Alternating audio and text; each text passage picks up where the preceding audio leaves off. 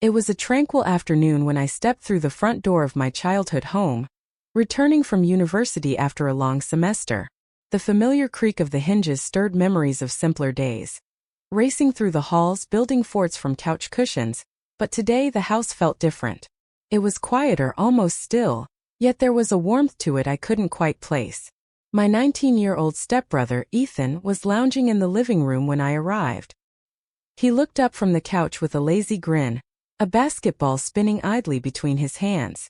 "Hey," he said, his voice deeper than I remembered. "Hey," I replied, startled by how much taller and more solid he seemed. Our parents had left that morning for a weekend escape, leaving just the two of us to hold down the fort. Growing up, we'd never been particularly close. I was 3 years his senior, and our lives had always run on parallel tracks, rarely intersecting. But that afternoon something felt different, like the air held a quiet promise of change. I hauled my bags upstairs to my old room, the walls still plastered with faded posters from my high school days. As I unzipped my suitcase, Ethan appeared in the doorway, leaning casually against the frame. "Pizza sound good for tonight?" he asked, tossing the basketball from one hand to the other. "Sure," I said, surprised by the offer. A couple of hours later, we were sprawled across the living room, a greasy pizza box between us, flipping through channels on the ancient TV. The conversation started slow. Small talk about the weather, my drive home. But it didn't take long to slip into something more comfortable. We traded stories from the past, laughing over the time we'd rigged up a blanket tent in the basement and accidentally sent a lamp crashing to the floor. "You were such a menace," I teased, nudging him with my elbow. "And you were a dictator," he shot back, smirking. The playful jabs felt natural, like those old memories hadn't drifted as far as I'd thought. Later that evening, I wandered into the kitchen for a glass of water and found Ethan elbow-deep in suds, washing the dishes. "I've got this," I said, stepping up beside him.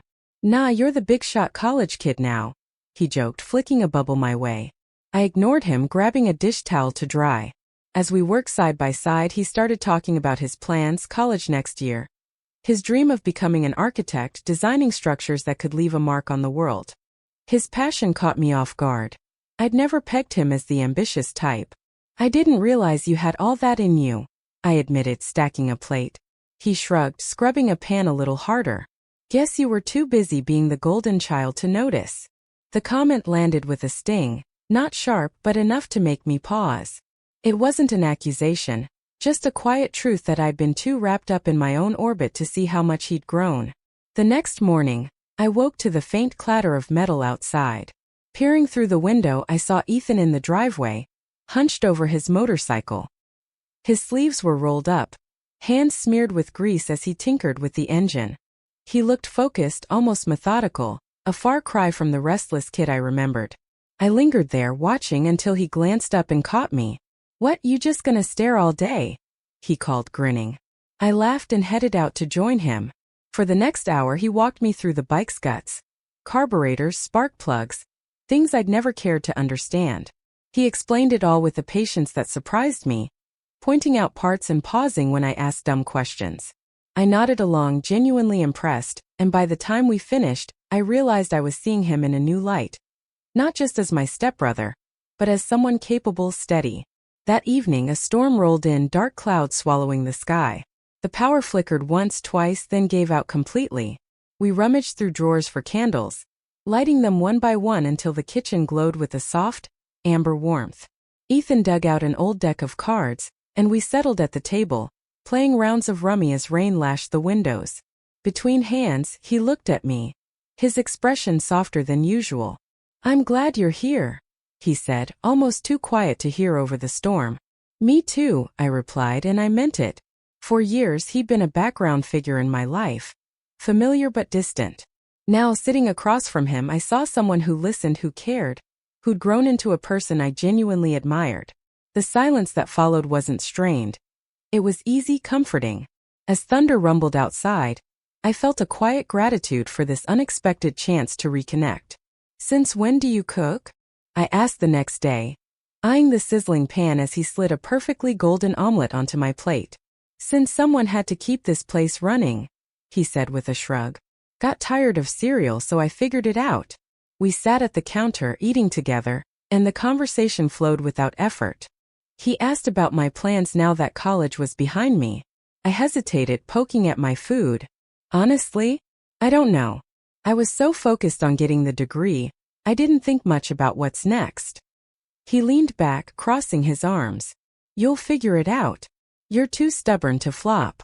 His confidence threw me, less because of the words, more because of how much he seemed to believe them. It stuck with me, that quiet faith, and I wondered if he saw something I'd missed in myself. Later, we tackled some chores around the house. Ethan insisted on hauling the trash bins and scrubbing the deck, but I stayed close, sweeping or folding laundry nearby. There was a rhythm to it, an unspoken teamwork that felt oddly comforting. Somewhere between stacking towels and wiping down the patio table, the talk turned to relationships. You still with that guy? He asked, his tone careful. I shook my head. Nope.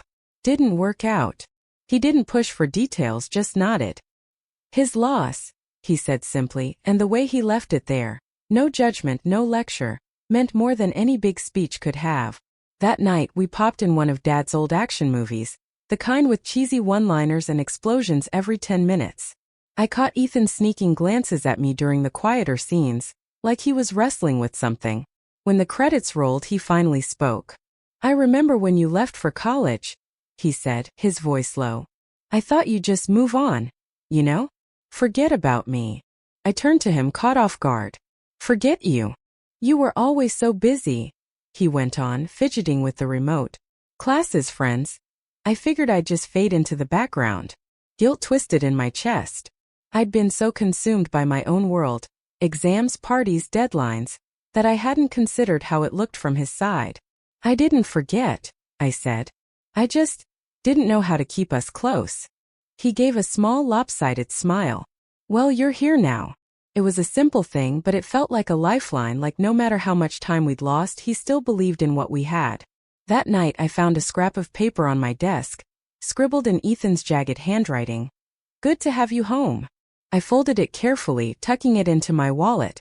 For the first time in years I felt like I belonged, not just as a piece of the family puzzle, but as someone Ethan cared about and who cared about him just as deeply. The next day started off-kilter. Ethan was quiet at breakfast, picking at his toast without much interest. I figured he just needed space. Everyone has off days, but by afternoon he was still distant, sitting on the porch with his phone, staring blankly at the screen. Everything okay? I asked, leaning against the railing. He hesitated, then shook his head. Just school stuff. Not a big deal. His tone didn't match his words, and I pressed gently until he caved. I missed a deadline on a project, he admitted. Might tank my scholarship. He kicked at the porch floor, frustrated. I should have had it under control, but now I'm stuck. You're not stuck, I said. You're just overloaded. I can't fix it, he snapped, his voice cracking with self-doubt. For a moment I didn't know what to say. He wasn't just upset. He was disappointed in himself. Maybe you can't fix it all at once, I said slowly, but you can start somewhere. He didn't respond, but his shoulders relaxed a fraction, like he was at least hearing me. That evening I dragged my laptop to the kitchen table and started typing.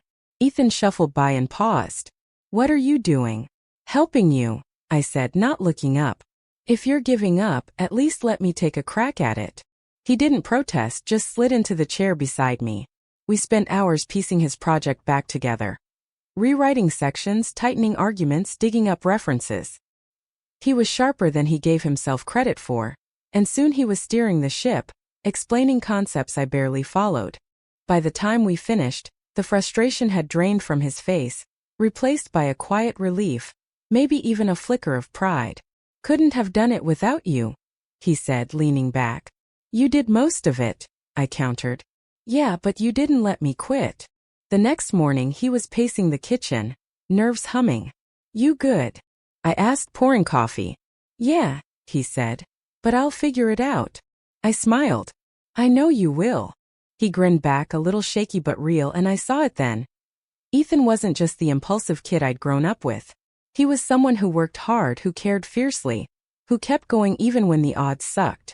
His project got approved later that day, and I could see the weight lift off him. He played it cool, but his eyes gave him away. I owe you, he said that night. You don't, I replied. You just needed a push to see what you're made of. Things felt normal after that light easy until the next morning. Ethan was quiet again, stirring his cereal in slow, aimless circles. Something wrong? I asked. It's nothing, he muttered, but I wasn't convinced. Later, I passed his room and caught snippets of a phone call. I don't know, he was saying. It's complicated. I didn't butt in, but I couldn't shake the feeling it tied back to me. That evening we sat on the couch, some random show buzzing in the background, but the air felt thick. I turned to him. Did I do something?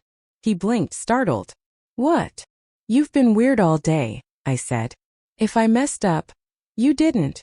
He cut in quick, then paused like he was wrestling with what came next. I just didn't expect this. Expect what? This, he said, gesturing vaguely between us. Us actually getting along. I almost laughed, but he wasn't kidding. I didn't either, I admitted. But I'm glad we did. His face softened, and for a second something hung there.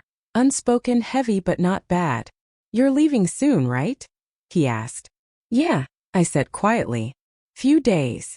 He nodded, staring at the floor. I know we weren't always tight, I started. But I'm proud of you, Ethan. You've changed a lot. And it's awesome. He looked up, surprised. Really? Yeah, I said. You're doing big things. He didn't say anything for a beat, then smiled. Not his usual smirk, but something softer, truer. I'm proud of you too, he said.